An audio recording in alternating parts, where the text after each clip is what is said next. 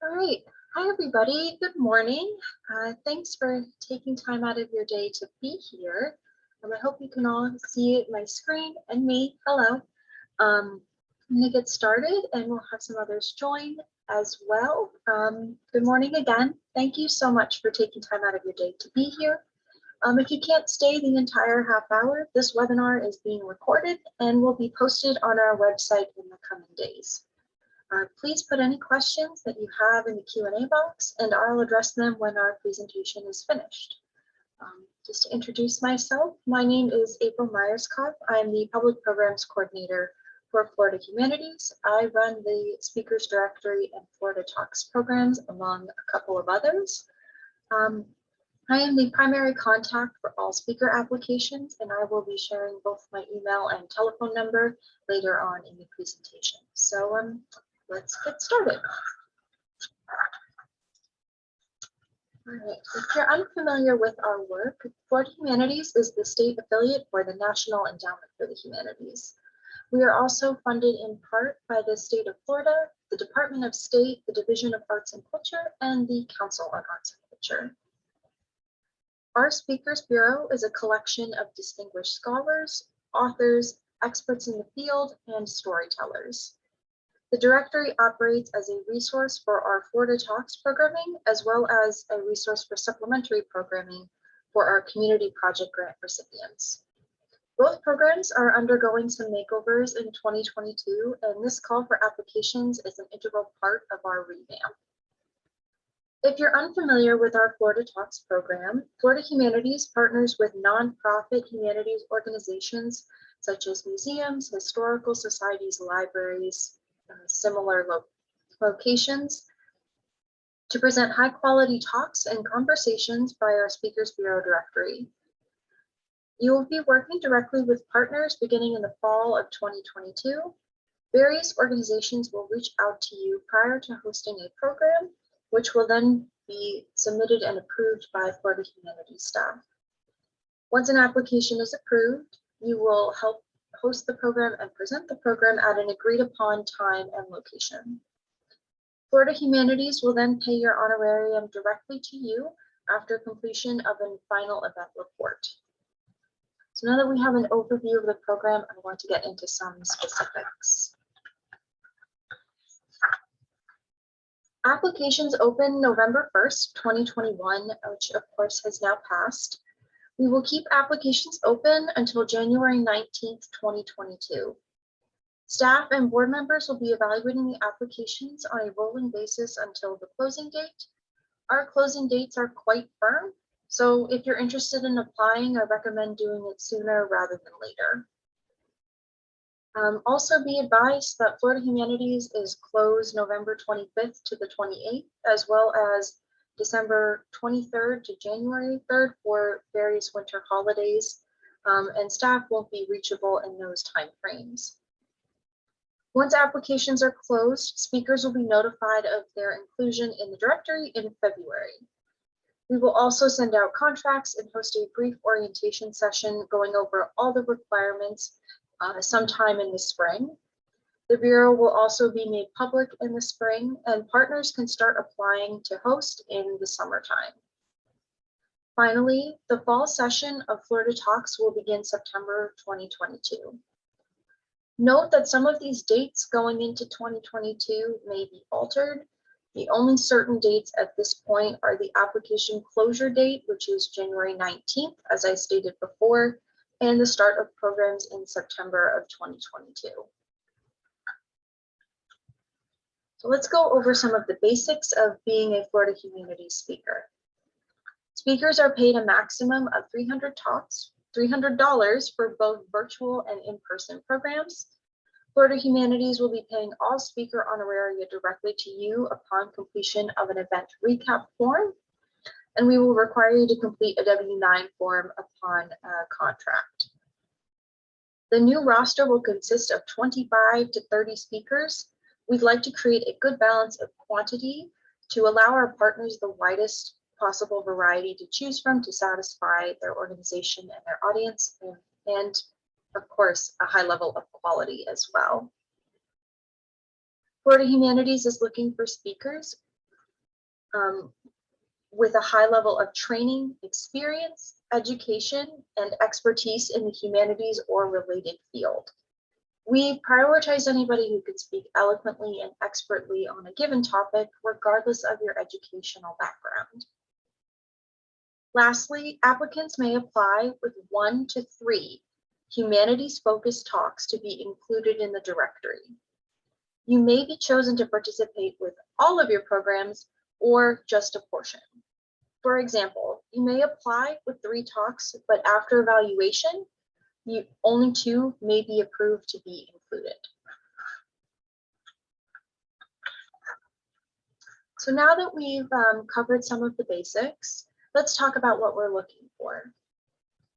The relaunched program will be entitled Florida Talks, Florida History, Heritage, and Culture. So we are interested in talks about Florida history, heritage, and culture. As well, we are interested in presentations about civil rights, civics, and democracy, particularly concerning Florida. These presentations will be nested as part of our Democracy Reignited initiative. In addition, we are looking for talks about Floridian literature, poetry, storytelling, and folklore that can be a part of our Center for the Book partnership with the Library of Congress. Lastly, any presentations relating to art history, architecture, or music in Florida will be welcome. Please be advised that this is not a comprehensive list by any means. We welcome any talks that are related to the humanities and their role in the shaping of Florida. This is just a couple of things that we're looking for, but again, it's not a comprehensive list. So our ideal speakers have a few particular qualities. They share our desire for open-ended, enlightening, and thought-provoking discussions about our state and its history. We want you to ask questions and explore topics that have a lot of unturned stones or unanswered questions. The ideal speaker is enthusiastic and excited to share their expertise and knowledge with Floridians of all backgrounds. Our Florida Talks programs are held all across the state for all ages, so speakers who can adapt their talks for different audiences are a big bonus. The ideal speaker is passionate about the state, its future, and how the humanities can shape it. Speakers should not shy away from challenging topics and discussions, and their presentations should help audiences begin to answer difficult questions.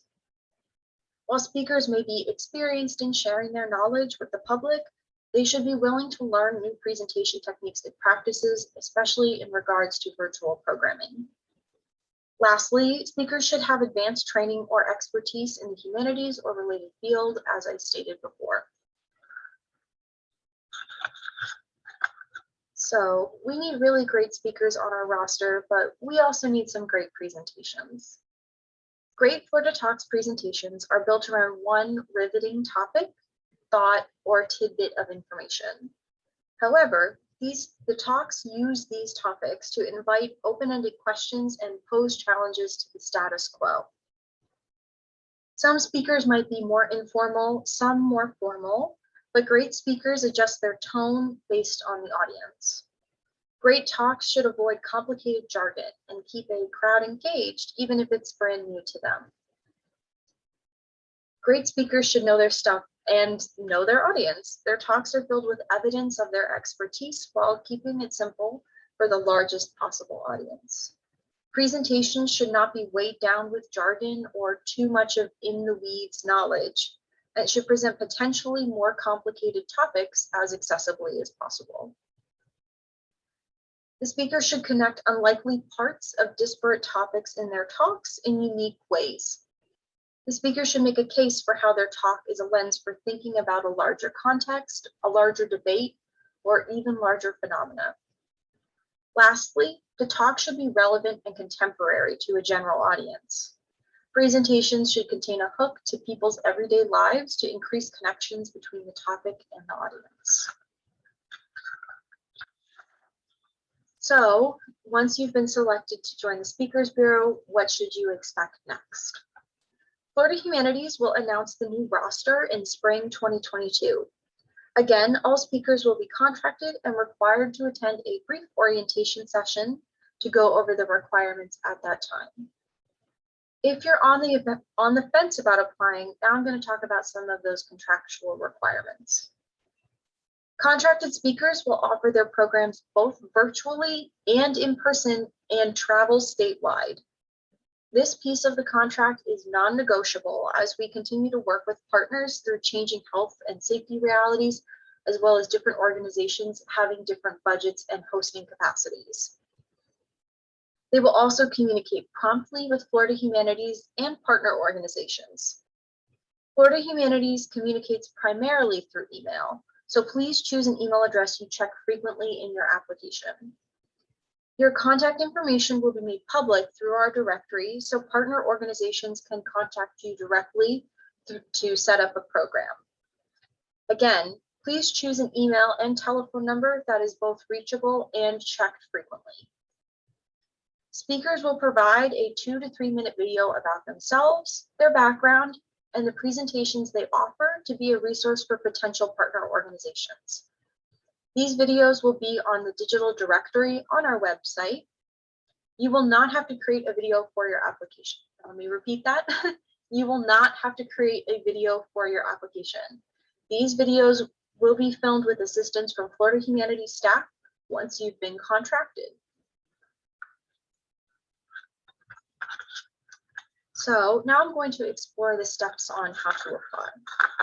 We strongly encourage you to read the guidelines and contract requirements on the website, which I will place in the chat prior to the conclusion of this presentation, before crafting your application. This webinar will be uploaded to our website for on-demand use, and I recommend you rewatch the webinar before applying if you have any extenuating questions. Next, you will need to create an individual account on our online portal. Florida Humanities only accepts applications through our online portal. We have comprehensive instructions on how to create an account for individual applicants on our webpage, and there's also a preview application for download, which is for reference purposes only. If you have any questions once you watch this recording again or read the guidelines, we're happy to help. We can provide guidance on potential topics, how to complete an application, and troubleshoot any potential technical difficulties. And again, our contact information is on our website. Please contact us well in advance of the deadline with questions or any account troubles to be adequately assisted. For example, if you reach out 2 to 3 days prior to the application being due about creating an account or potential topics you can apply with, we may not be able to get to your question in a timely manner just because of how close it is to the deadline. Now I'm going to talk about the nuts and bolts of the application. All applicants are required to create an individual account, as I stated before, on our grant interface. The instructions are on our website on how to create an account and navigate the portal. You can start an application, save it, and then return to it later if you need to. There are 4 main sections to the application, and we estimate it should take about 30 minutes to complete. We ask for some basic demographic information, including an email and telephone number. You will also complete a short section about your professional background, including a brief professional biography. The professional biography will be included on your directory page alongside your talks and contact information. You will have to upload a current resume in Doc or DocX form, which are both the Microsoft Office document formats, as well as list 2 professional references that Florida Humanities staff may contact if needed. In this section, you will also have an opportunity to link a professional website or social media page. However, neither of those things are required. Next, you will include information about your proposed presentations. First, choose 1 through 3 in the appropriate section, then input the information. You'll need to fill in a title, a short description to appear in the directory, and a longer description that explains your main points and conclusions for our evaluation teams. You also need to include how long your presentation is. And be advised that an average Florida Talks program is 40 to 45 minutes of content, plus 15 minutes of audience Q&A, totaling about a 1 hour long presentation. Please also complete anything that you may need to successfully present the talk in person, like a microphone, a laptop, a podium, a projector screen, etc. There are some narrative questions as well related to your presentation to complete. And lastly, applicants are required to list 2 scholarly or reputable sources used to create this presentation. If you presented on this topic before, or if you published a book or an article or a podcast, something similar, those can count as your scholarly or reputable sources. Afterward, there are a few miscellaneous narrative questions, and then all you need to do is sign on the dotted line. You will receive a confirmation email once the application is complete with a PDF copy of your application, and we recommend you hang on to that for future use. As I stated previously, Florida Humanities will review applications on a rolling basis until January 19th, 2022. We may reach out to you for an audition if we feel the need to. So now that I've spoken about an audition, let's go over about what to expect if you're requested to audition. Applications will be evaluated by a team of Florida Humanities staff and board members. We may reach out to you for a follow-up interview and audition based on your application. Auditions will include some brief Q&A and 10 to 15 minutes of the presentations you applied with. Staff, board members, and outside partners will sit in on these auditions. As I stated before, you may be included in the directory with all or a portion of your proposed or auditioned presentations. So I'm going to cover a couple of frequently asked questions as well as some questions that were submitted to me prior to this webinar being posted. To address the top question, I'm already on the roster. Do I need to reapply? All current speakers must submit an application to be included in the roster beginning September of 2022. If you're a current speaker on our roster, you are okay for January to May of 2022. These new applications will be for speakers beginning September 2022 with a recreated roster. New and returning applicants will be considered equally in our evaluation process and audition process. To address the second question, how much honorarium do I receive? All speakers receive $300 for each talk hosted virtually and in person. Florida Humanities will pay this amount directly to you once you complete an event recap form appropriately on our website. To address our third question, what are the contract requirements? Speakers must host talks virtually and in person and be available to travel statewide. Speakers must also communicate with Florida Humanities and partner organizations promptly over email and on the telephone. And lastly, speakers must create a 2 to 3 minute video sharing about their background and the presentations they offer. To address the fourth question, what qualifications do I need to become a speaker? Florida Humanities is looking for speakers with a high level of training, expertise, or education in humanities or related field. However, we accept any talks that are relevant regardless of your educational background.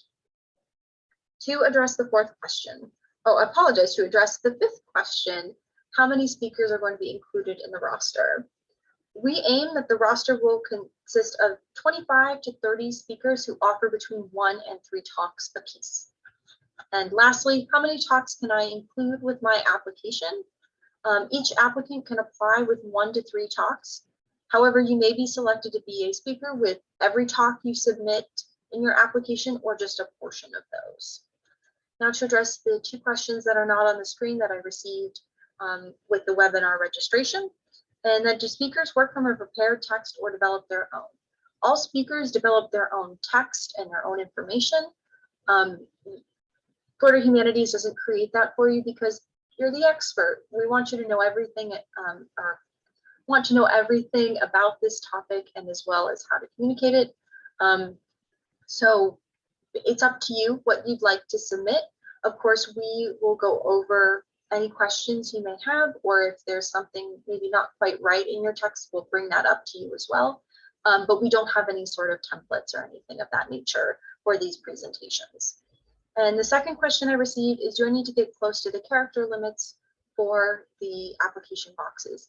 And the answer to that is no. You can answer, we want you to answer the questions to the best of your ability, and as well as create as much detail as possible for our evaluation team, because sometimes the evaluation team may not be viewing your audition, you may not be asked to audition, so we want the best possible scope of understanding of your presentation. So if you can do that concisely, great. If you need a little bit more space, that's okay too. So now that I see that I have some questions, I'm going to stop yammering and answer some of those. Thanks for taking time out of your day to attend this presentation.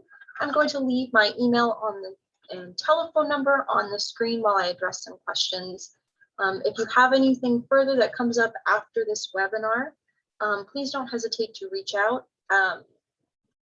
As we continue to work in a hybrid model in the office and at home, emailing me is going to be the best way to receive a prompt response. You can leave me a voicemail on my telephone if I don't pick up, but it may take me a couple of days to respond to you because I'm not in the office all the time working. If you're unsure about applying to be a speaker at this time, if you watch this presentation and think maybe this isn't for me right now, but maybe you're a part of another institution or organization that is eligible for funding, I encourage you to check out our other current opportunities. A new cycle of community project grants opened recently and will close January 2022. And we are also hosting an informational webinar December 10th. And I'm not sure what time, but you can sign up for that on our website if you'd like to learn more about the application process and what kind of projects we're looking for. We also have some other exciting opportunities on the horizon, so please sign up for all of our newsletters and check frequently back on our website as we post new opportunities all the time. Again, this webinar is being recorded and uploaded to our website in the coming days if you'd like to review anything. I'm going to start addressing questions from the Q&A box. So the first question, is it $300 per talk? Yes. So you will host one talk at a specific location. Say you go to one particular library and you host a talk, that will be $300 for your services there. So that question. The second question, who covers travel expenses? That can be either up to the organization, it can be up to you. Florida Humanities cannot, unfortunately, directly fund travel at this time because of state guidelines. So oftentimes your travel expenses will be covered by the organization that is bringing you in to host. All right. So I see a question about how interactive can the talk be? Can we ask the audience to do a writing exercise with us? And yes, we so encourage audience participation as long as that's built into the fabric of what you're talking about. We've had presenters in the past be open with Q&A or do polls. Anything that we can get the audience engaged is the best way to go. So I answered that question. So how do you avoid taking a partisan position on political issues? Well, we know that when you speak about politics, sometimes partisan perspectives can arise, and we would like you to make your presentation as nonpartisan as possible. Mostly because we don't know who's coming to these talks. We're not quite sure of the audience all the time.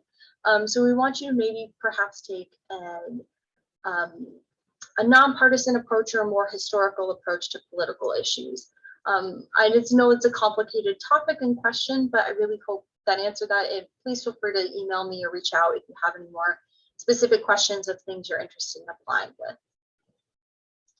All right, so once we're on the Florida Humanities webpage, what do we do?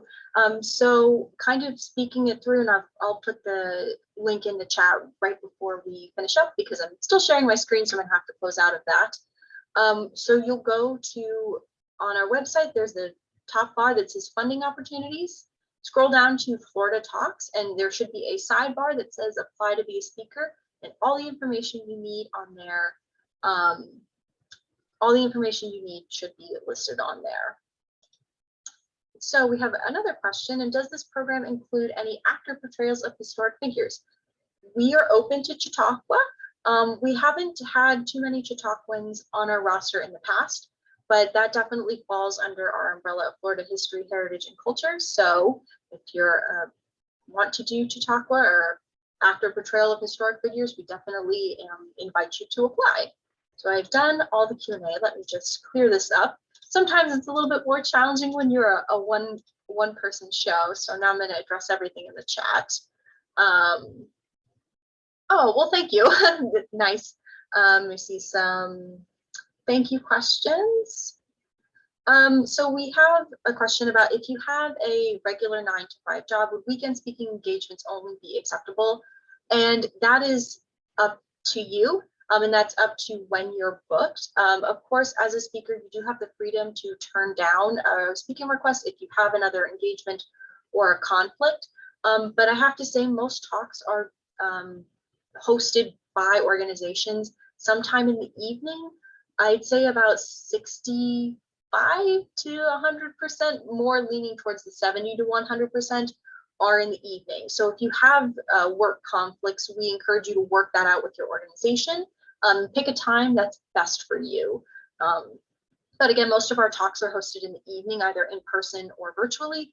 Because of COVID right now, it's been mostly virtual.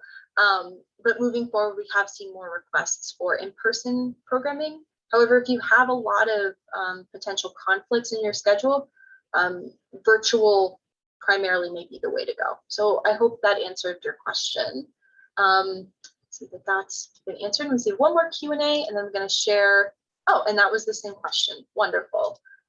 So now I'm going to share the website for you. It's FloridaHumanities.org/funding opportunities. And then from there, you can scroll down to Florida Talks. And, oh, okay. We have one more question that I'll answer right before we finish up. And can you give us an example of any host companies? So we don't offer Florida Humanities, Florida Talks programming directly to for-profit institutions, for-profit companies at this time. We primarily operate with nonprofit organizations. So for example, a couple of organizations in the past, again, it will be museums, mostly historical museums, but a couple of kind of amalgamation museums as well, such as art and history museums or just history museums. We've had a couple of science centers as well host Florida Talks.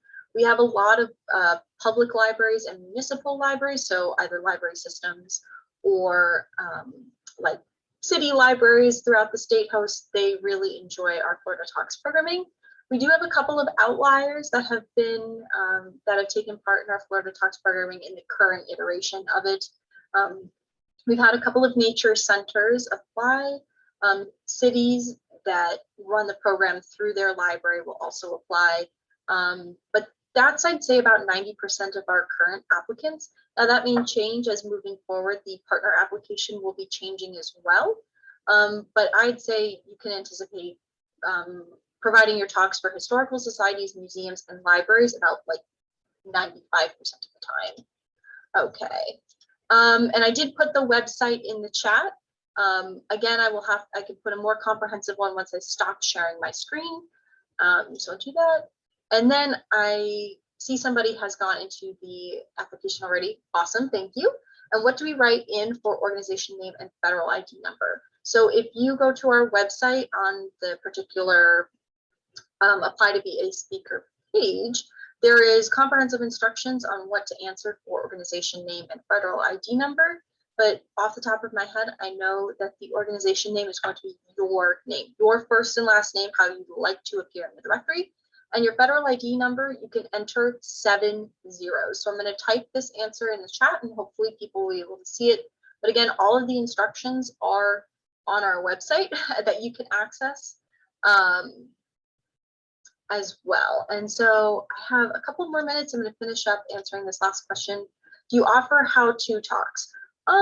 We don't, but we'd be happy to consider them. Please, we recommend that you apply with 3 talks of what you think of your highest level of expertise, what you provide for Florida Humanities and what you think audiences would like. Alrighty, so I think at this time, oh goodness, give me just one moment. Give me just one moment and I will put a more specific website in the chat for you all. And as well, maybe you'll get a sneak peek at the website. So I'm going to stop sharing my screen. I'm going to pause this right now. Give me just one moment. And I will put the direct information in the chat, and that should answer all of your questions. But again, if you have any more questions, you can reach out to me directly through my email. The next couple of days should be the best way to, there we go. Hopefully, oh, I see. All right. Now I have shared that direct link with you. Hopefully you should get all the information you need from there. And last question for the zeroing out of the federal ID number. Yes, it's 7 zeros. So 0, 0, 0, 0, 0, and so on. But I think that's it from me. Thank you so much for joining me. Again, you can reach out to me by my email that I shared on the screen. My email is also on the website. I wouldn't recommend making a telephone call in the next week or so because we'll be working from home for the Thanksgiving holiday. But I'm happy to answer any questions you may have, and I look forward to seeing your applications. Thank you all so much for being here.